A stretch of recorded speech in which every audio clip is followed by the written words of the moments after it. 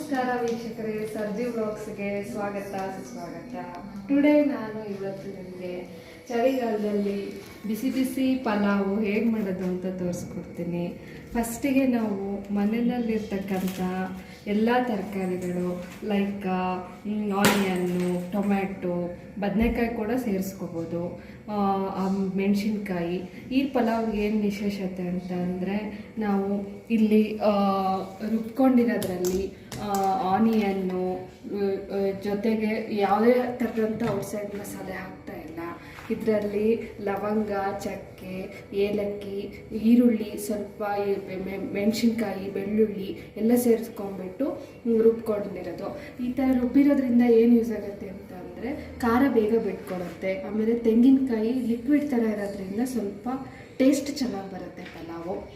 So ಈಗ ನಾವು ಏನು ಮಾಡೋಣ ಅಂತ ಅಂದರೆ, ಫಸ್ಟು ಕುಕ್ಕರ್ ಆನ್ ಮಾಡಿಕೊಂಡು ಸ್ವಲ್ಪ ತುಪ್ಪ, ಒಂದು ಸ್ಪೂನ್ ಎಣ್ಣೆನ ಸೇರಿಸ್ತಾ ಇದ್ದೀನಿ.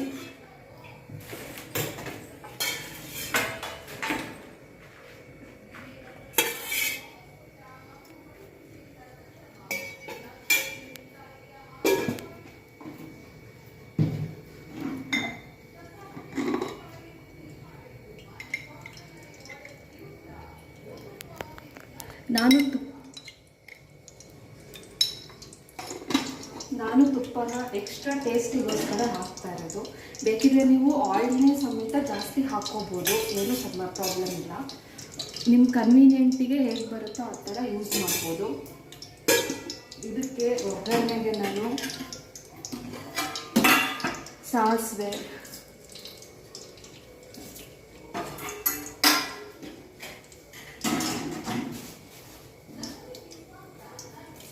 ಸ್ವಲ್ಪ ಜೀರಿಗೆ,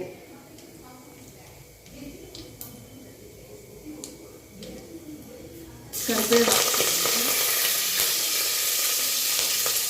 ಸ್ಮಾಲ್ ಫ್ಲೇಮಲ್ಲಿ ಕರಿಬೇವು, ಸಾಸಿವೆ, ಎಣ್ಣೆ ಎಲ್ಲ ಕಾದ್ಮೇಲೆ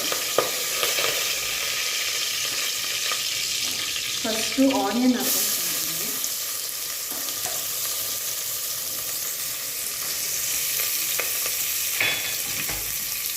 ನೀವು ಆನಿಯನ್ಗೆ ಸ್ವಲ್ಪ ಸಾಲ್ಟ್ ಹಾಕ್ಕೊಳ್ಳೋದ್ರಿಂದ ಬೇಗ ಆನಿಯನ್ನು ಬೇಯಿಸ್ಬಿಟ್ಟು ಸಾಫ್ಟ್ ಆಗುತ್ತೆ.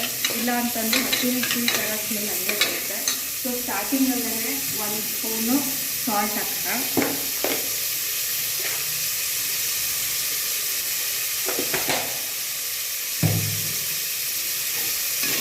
ಸೊ ಚೆನ್ನಾಗಿ ಬಾಡಿಸ್ಕೊಂಡ್ಬಿಟ್ಟು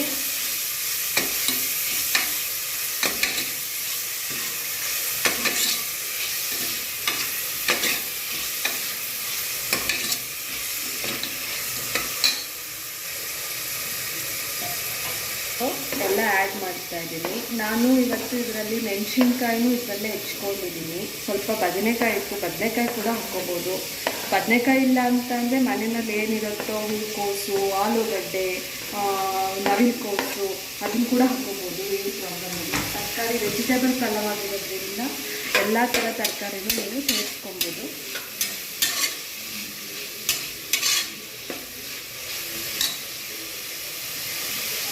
ಇದಕ್ಕೆ ಸ್ವಲ್ಪ ಬಟಾಣಿ ಹಾಕ್ತಾ ಇದ್ದೀನಿ. ಹಸಿ ಬಟಾಣಿ ಇದ್ದರೆ ಹಸಿ ಬಟಾಣಿ ಕೂಡ ಹಾಕ್ಕೋಬೋದು.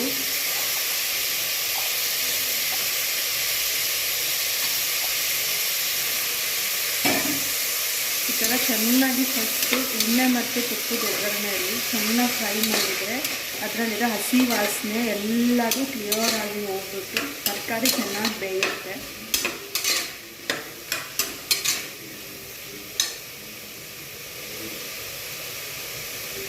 ಇವಾಗ ಸ್ವಲ್ಪ ತರಕಾರಿ ಬೆಂದ ಮೇಲೆ ಲೈಟಾಗಿ ಫ್ರೈ ಆದಮೇಲೆ ಈಗ ನಾವು ಬೇಯಿಸಿಟ್ಕೊಂಡಿರ್ತಕ್ಕಂಥ ಹಸಿ ಶುಂಠಿ, ಬೆಳ್ಳುಳ್ಳಿ ಮತ್ತು ಕೊಬ್ಬರಿ ಏನಿದೆ ಮಿಕ್ಸ್ಚರ್ ಏನಿದೆ ಇದನ್ನು ಆ್ಯಡ್ ಮಾಡ್ತಾ ಇದ್ದೀವಿ.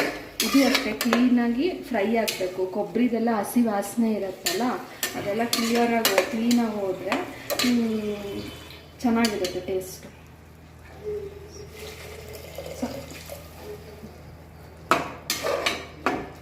ಸೊ ಇದಕ್ಕೆ ಇವಾಗ ಸ್ವಲ್ಪ ಉಪ್ಪು,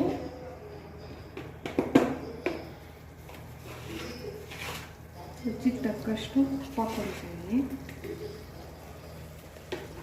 ಅರಿಶಿನ ಪುಡಿ,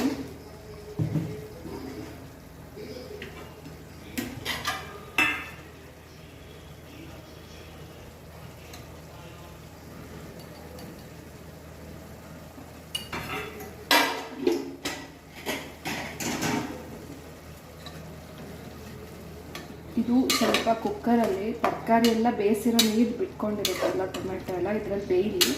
ನಾವು ಅಷ್ಟರಲ್ಲಿ ಈ ಕಡೆ ಇದರಲ್ಲಿ ನಾವು ಎಷ್ಟು ಅಕ್ಕಿ ಬೇಕೋ ಅಷ್ಟು ಫ್ರೈ ಮಾಡ್ಕೊಂಡ್ಬಿಡೋಣ.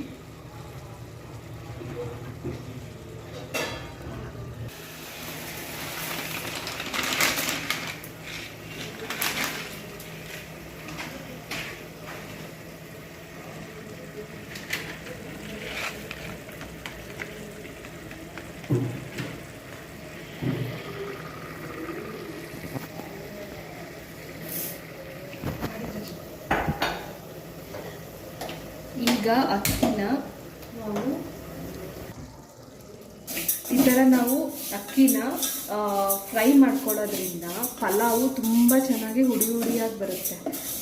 ಸೊ ಸ್ವಲ್ಪ ಲೈಟಾಗಿ ನಾವು ಪಲಾವ್ ಹಾಕೋಕ್ಕಿಂತ ಮುಂಚೆ ಕುಕ್ಕರ್ಗೆ ಲೈಟಾಗಿ ಒಂದೇ ರೌಂಡು ಅಕ್ಕಿನ ಮಾಡ್ಕೊಬೋದು. ಬಾಸ್ಮತಿ ರೈಸ್ ಇದ್ದರೆ ಬಾಸ್ಮತಿ ರೈಸ್ನೂ ಆ್ಯಡ್ ಮಾಡ್ಕೊಬೋದು ಅಕ್ಕಿ ಜೊತೆ, ಇಲ್ಲ ನಾವು ಸಮೇತ ಆ್ಯಡ್ ಮಾಡ್ಕೊಬೋದು. ಈ ಥರ ಬಿಸಿಗೆ ಸ್ವಲ್ಪ ಲೈಟಾಗಿ ಫ್ರೈ ಮಾಡ್ಕೋಬೇಕು.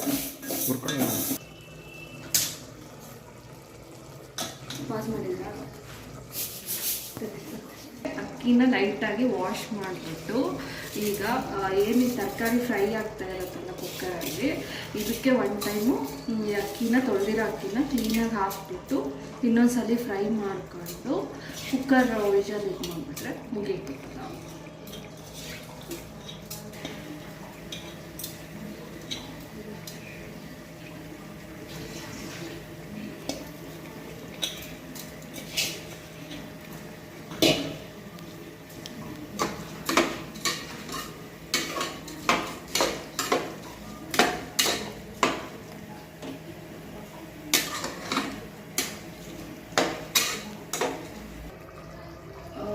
ಈಗ ವೀಕ್ಷಕರೇ, ನಾವು ಅಕ್ಕಿಗೆ ಅಳತೆ ನೋಡಿಬಿಟ್ಟು ಈಗ 1 ಗ್ಲಾಸ್ ಅಕ್ಕಿಗೆ 2 ಕಪ್ಪು ನೀರಿನಂಗೆ ಅಳತೆ ಮಾಡ್ಕೊಂಡ್ಬಿಟ್ಟು ಹಾಕ್ಬೋದು. ಬಿಸಿ ನೀರು ಹಾಕೋರಾದ್ರೆ ಬಿಸಿನೀರು ಹಾಕ್ಕೋಬೋದು, ತಣ್ಣೀರು ಹಾಕೋರಾದ್ರೆ ತಣ್ಣೀರು ಹಾಕ್ಕೋಬೋದು, ಅವ್ರವ್ರ ಕನ್ವೀನಿಯೆಂಟು. ನಾನಿಲ್ಲಿ ರುಬ್ಬಿದ ಮಸಾಲೆ ಇತ್ತಲ್ಲ ಆ ನೀರನ್ನೇ ಇಲ್ಲಿ ವಾಟರ್ ಹಾಕಿದ್ದೀನಿ. ಸೊ ಚೆನ್ನಾಗೆಲ್ಲ ಬೆಂದ್ಬಿಟ್ಟು ಇದಾಗಲಿ ಅಂತ ಹೇಳ್ಬಿಟ್ಟು ಅಷ್ಟೇ.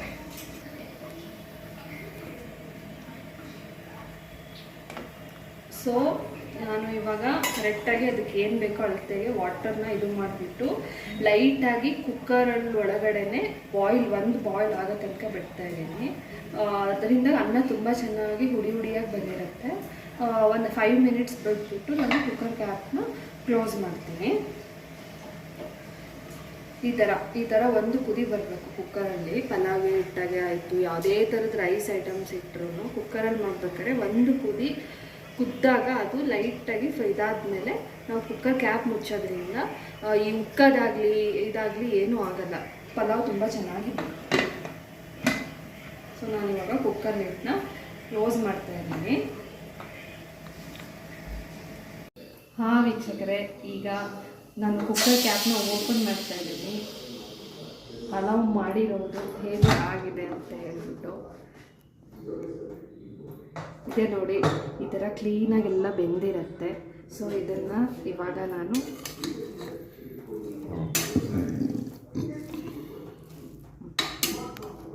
ಮಾಡಿರುವ ಪಲಾವ್ ಹೀಗಿದೆ.